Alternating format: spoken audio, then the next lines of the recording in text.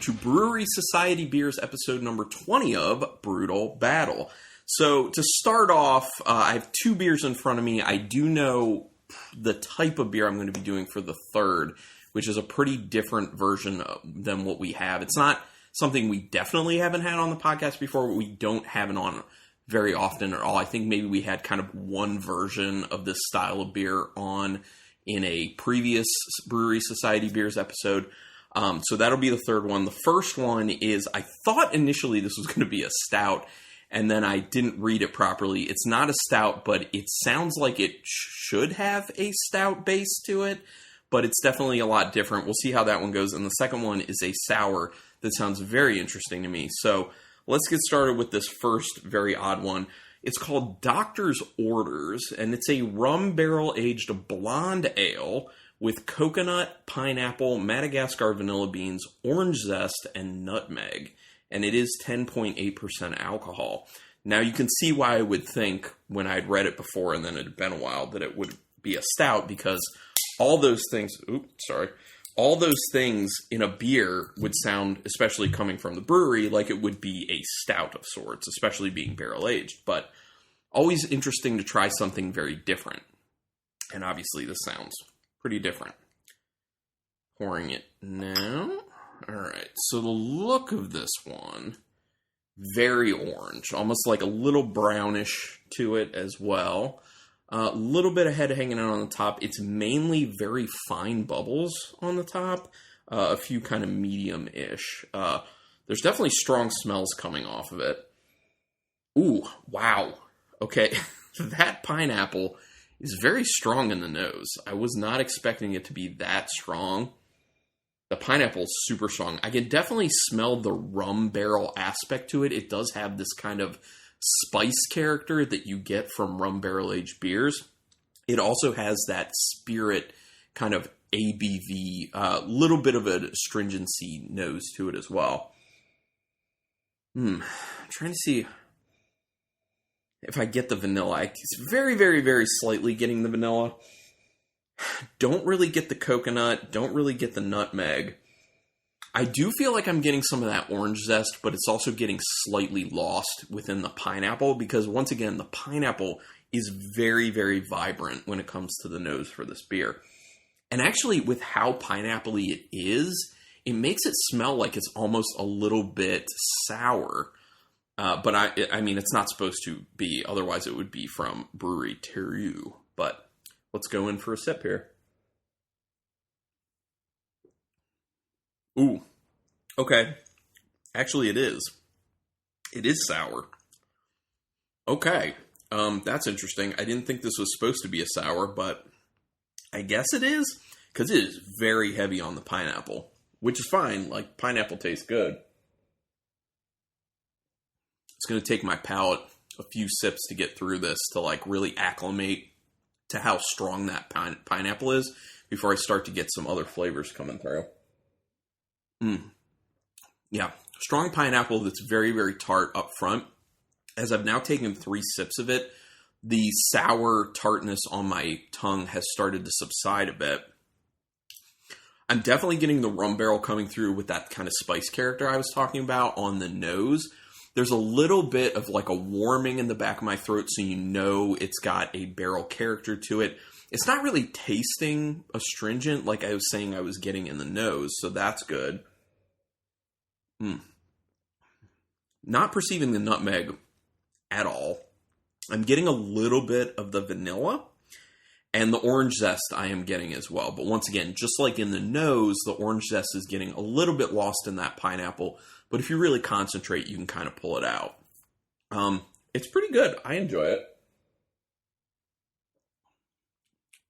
Oh, and on that last sip, the vanilla was growing a little bit more. Because it's one of those things where once your palate acclimates to how strong the pineapple is, and it knows what to expect, you're starting to get some of the other flavors, and then the pineapple perception starts coming down, and the perception of some of these other flavors start to go up a bit.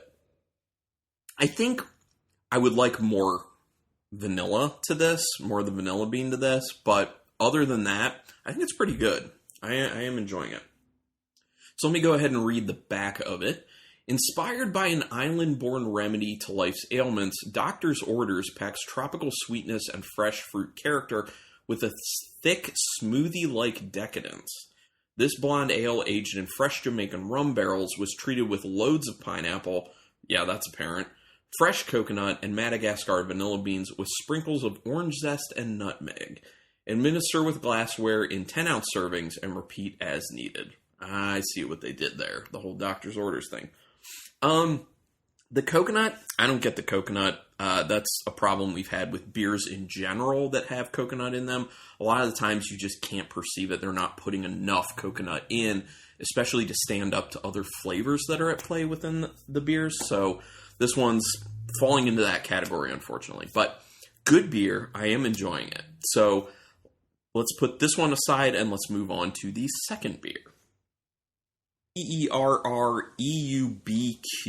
and you'll see where they're going with a barbecue theme on this one.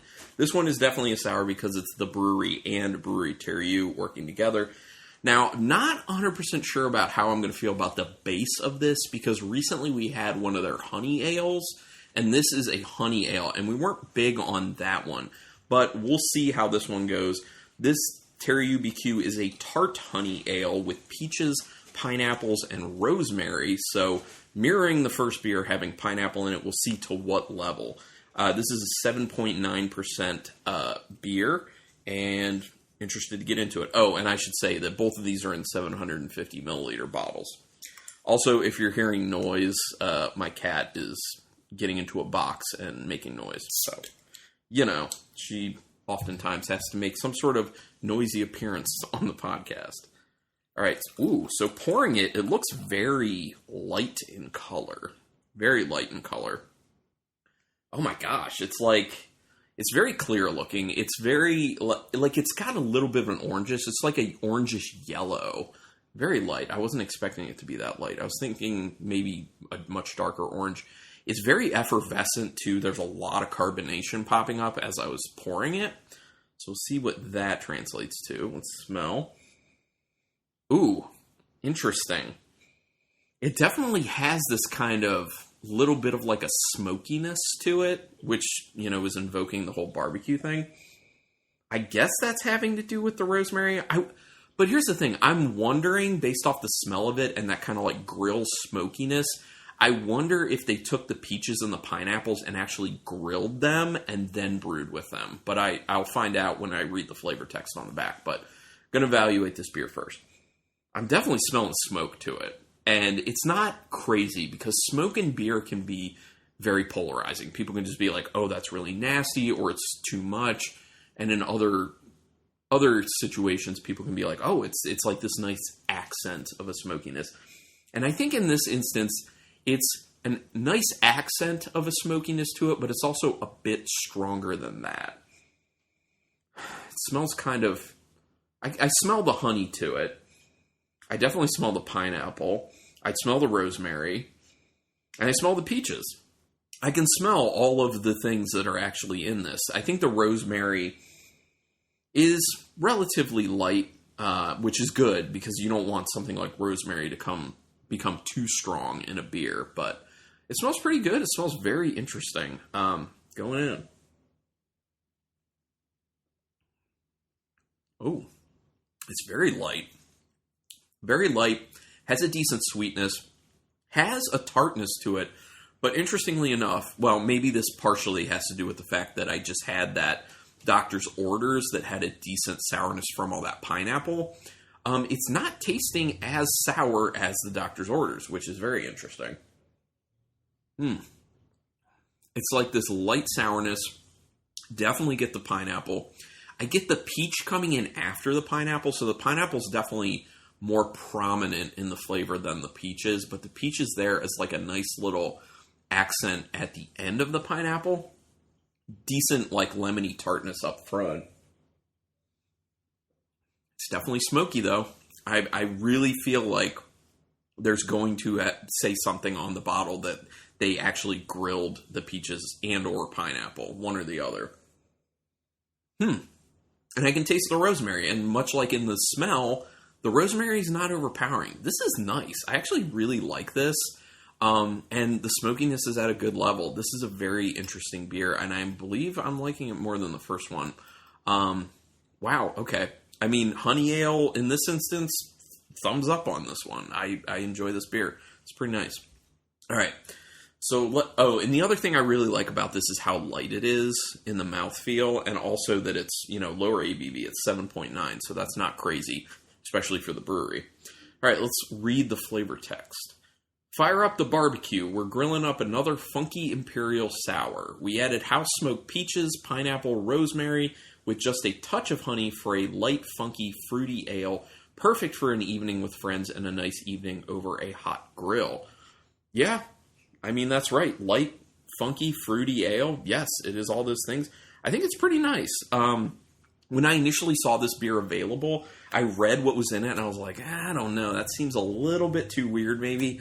But took a chance on it, and I'm glad I did. I really do enjoy this. So that said, let's just go ahead and move on to the third and final beer, and then we'll see where we are with a ranking.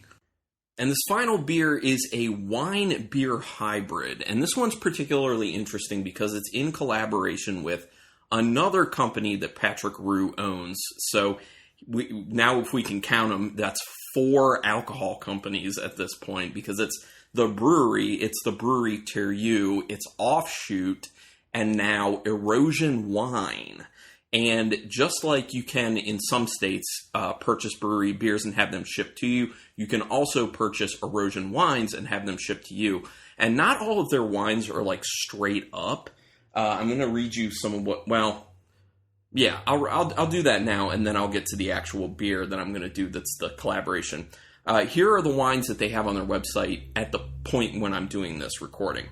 You're So Pretty, which is a fizzy white wine with cherries. Sounds interesting. Oh, and they put all their wines in cans, which is awesome. Then they have Sparkler Machinery, which is a fizzy Chardonnay. They have The Floor is Lava, which is a Cabernet Sauvignon. They have a red blend called Crude, C-R-U-E-D. They have another red blend called Afraid of Clowns. They have Secret Handshakes, which is a Merlot with cacao and vanilla beans added. So here they are adding additional adjuncts, which from a traditional standpoint is a big no-no with wines, but, you would expect the brewery owner to do something like this. Then they have a fizzy red wine called Piquet Boo, which, fizzy red wine, I'd be interested to know what that's like. And the final one that I think is very interesting, this wine's in collaboration with Sierra Nevada Brewing. They're calling it a Triple India Pale Wine, which is the first time I'm hearing of this. It is a carbonated white wine done with Cascade hops. Some of them are Cascade hops, some of them are Simcoe hops, and then some of them are a mixture of hopping, and that is Citra, Cryo, Simcoe, and Cascade. And that's like their super hoppy version.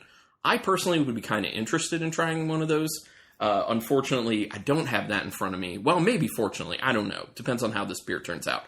This one is their J.R. Harris. It is in a wine-shaped bottle, but it is a beer-wine hybrid. This is an Imperial Stout with Cabernet Sauvignon grapes aged in French oak puncheons. And as it says on here, in collaboration with Erosion Wine Company.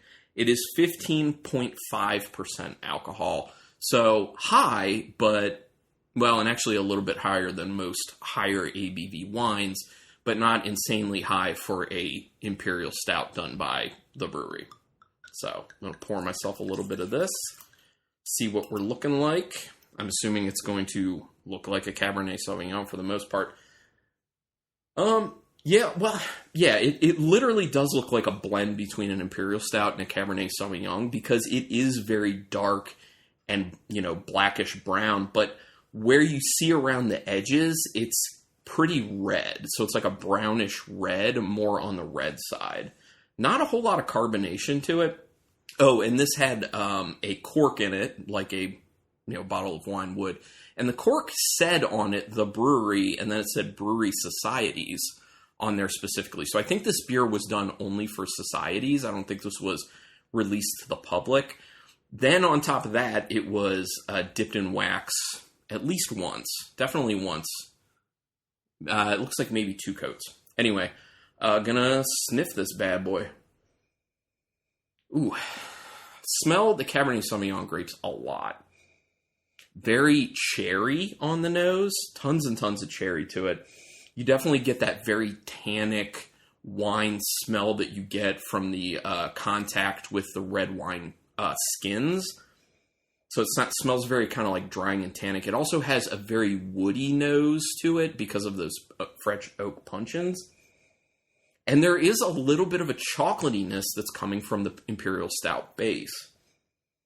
It's got a little bit of an astringency at play on it as well, since it is higher ABV. And a little bit of a sweetness that's coming off as like a raisin sweetness. So, pretty interesting nose. I like this. It truly does smell like an Imperial Stout red wine hybrid. So, I'm pretty excited to give it a shot. Going in.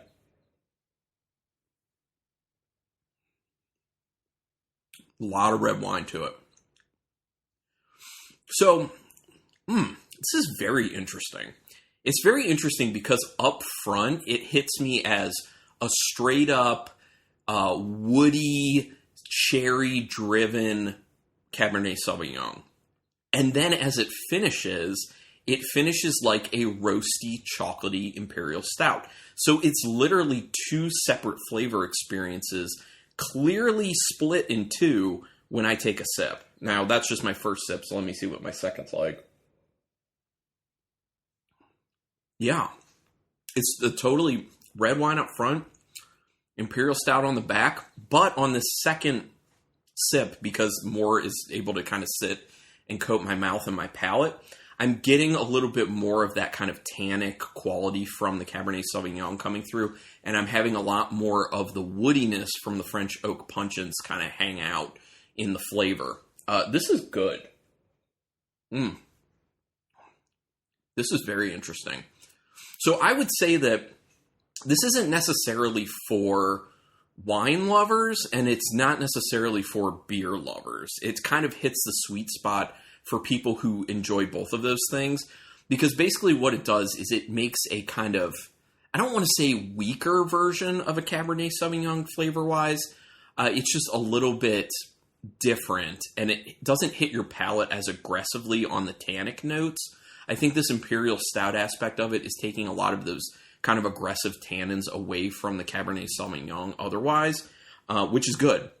I like it. It finishes cleaner. It's a very flavorful and interesting beer, and I really like this. This is nice. I like it. I think Rebecca's going to enjoy it as well. So, you can probably tell I've gushed most about this one, so I'm going to go ahead and give my ranking after I read the back of this J.R. Harris.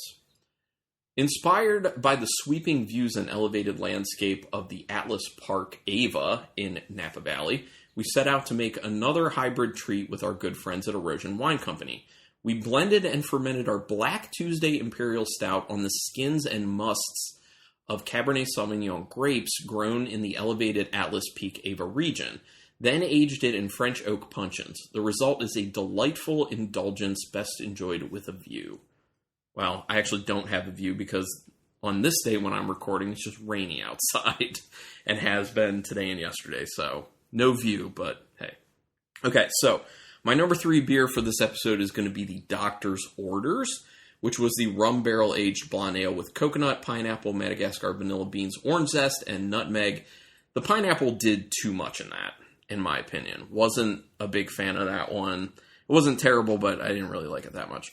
The number 2, which I did quite like, and Rebecca ended up liking as well, the TerreuBQ, tart honey ale with peaches, pineapples, and rosemary. That came together pretty beautifully. The pineapple was at a good level. You could definitely taste the peaches, the honey, the rosemary.